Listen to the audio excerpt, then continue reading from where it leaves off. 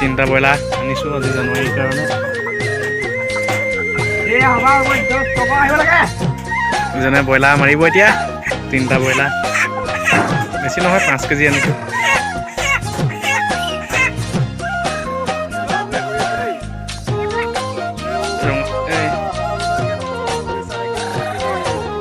Thank you send to you. এইটো আমাৰ পোৱালি ব্ৰইলাৰ গুচাই আছে ভালকৈ গুচা মোৰ মেডাল ৰুম থবি।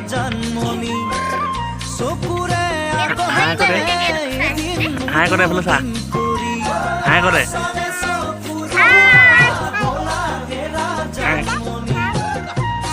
হাই কৰে।